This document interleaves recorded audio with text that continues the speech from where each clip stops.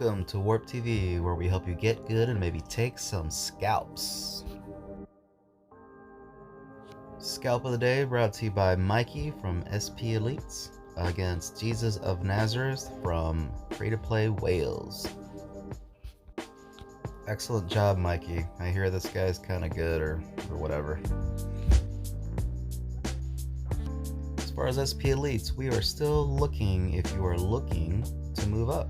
We're number 19. Let me know in the comments or reach out to me on Discord. Here are your weekly TVT choices. Take a good look. Make sure you understand the key units and their alternates. Good example, if you see an Inuit, you will not see Mysterion. Here is SP Elite's bracket for the week. We have Kenny Dies, Novichok, Deadly Bananas, and Donators or Die. And on to your TVT examples. We have, looks like Area 51 from Delete Facebook. It's going to be a pretty high elo match. I am sitting at 86.37 while he's sitting at 85.93. Should be a great match. So with this week's choices, I'm not going to say I had a great hand or anything like that. These choices were all super weird, and with those unfamiliar with any of the cards, you're going to have a hard time, especially since some of them could be considered newer or not thought of as anywhere in the meta. Like, great example would be Buccaneer Bebe, because she just got buffed, so people are now looking at her more for leveling, even though I still don't think she's all that great, to be honest. So as you've been seeing, this is looking like it's going to be a pretty sweaty match. I'm getting Nathan out to take care of those pigeons right away. And we still have that swordsman garrison looming over our new kid. You do not want to get hit by one of his charges, especially right around between 4 and 5. So I definitely used that 2 energy with the super fart to get him away, just in case he was going to be able to get off that charge. There are several great lessons throughout this entire video, guys. I know sometimes you stick around for 1 or 2 maybe, but each video has a great lesson, and I really recommend that you watch. Right there, my preferred Inuit kill would have been Barbrady over like a swordsman garrison, but did not expect him to use that chaos to stop that from happening. And it's a great move, but I would have expected him to save that for pigeons. So it's just a great example of what another good player will do. And here we are pulling off a clutch move with that outlaw. Had that not happened, we probably would have lost that bar. So good little lesson for you guys there too.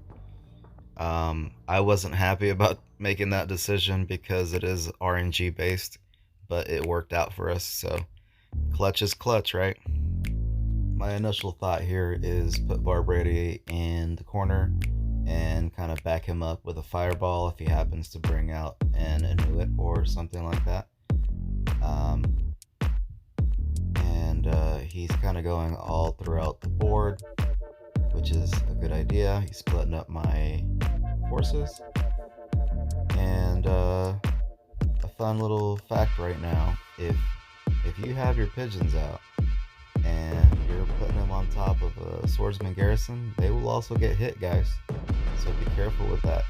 You want to time, I mean, it's a good move to get rid of him very quickly, but if you don't time that right, you're going to lose 4 energy just like that. So, and here we are coming up on the end of the match. 44 seconds to go. Got a Bebe at new kid. Got fed just a little bit, and we're gonna really see what's going on here before we make any moves. Still in good shape. We have 3 energy. We want to stop that ranged unit. And see, there's what I was talking about. Great way to get rid of pigeons also is with that Professor Chaos. We still got our garrison hit. We're getting pretty close. That's going to be a draw, guys, but if he had killed my Bar Brady there, that would have been game. Excellent job, Area 51. Can't wait for another match with you.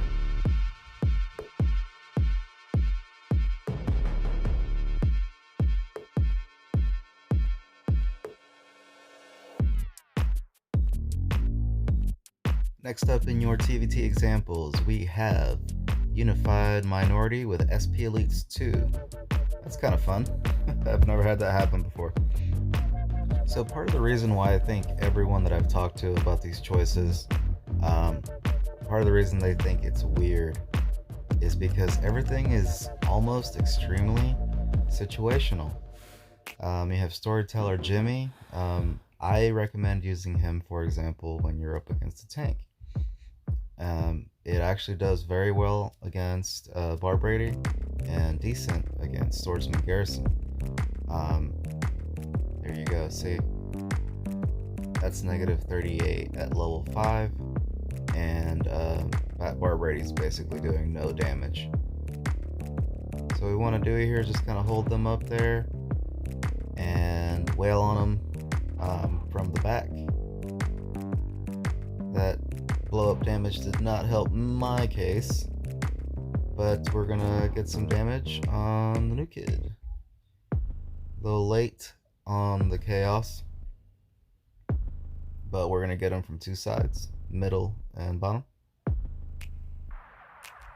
And he pulls that clutch within a Inuit. That was a well played. And it looks like he wants to keep the momentum going, which at this point there is none, to be honest. I don't think that was a good move. And check this out. Here's your next lesson for this TVT. Do not try to stop an Inuit with a fireball in front of your swordsman. That's the caveat, in front of your swordsman, because your swordsman attacks way too fast for that fireball to be effective. Especially if like we went with a level 1 Inuit for some, just because of some cap shortages, but yeah. So as you can see, that was over. I mean, he lost 10 energy in a flash.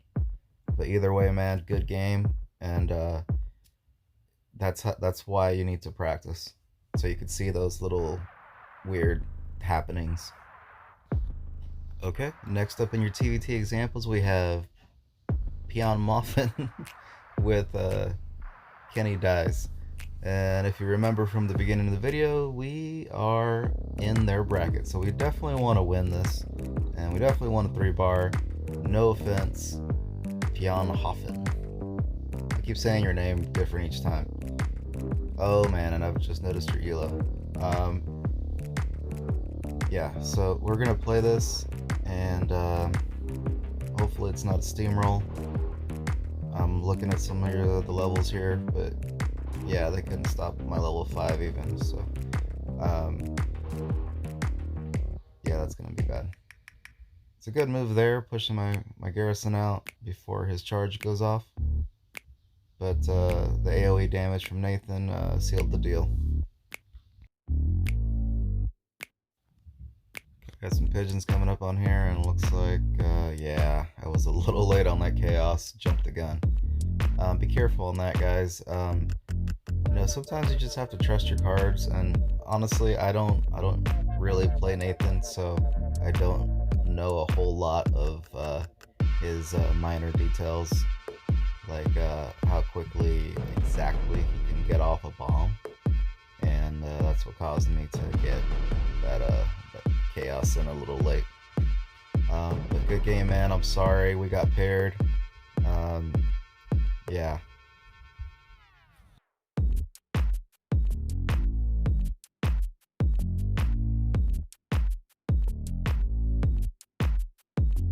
Up in your TVT examples, we have Donkey Molecules with SP Elites Tree Fitty. What the hell is going on? This is wow. Definitely never happened before. But luckily he's sitting at 75-59. That's a pretty decent elo to go up against in TVT. So this should still be a great match. Okay, and he's starting off with Garrison in the middle behind the new kid. And with our level 1 Inuit, that should make quick work. And see how quickly he attacked. Professor Chaos for those pigeons. Missed one, not bad. That was a very ill-placed tweak.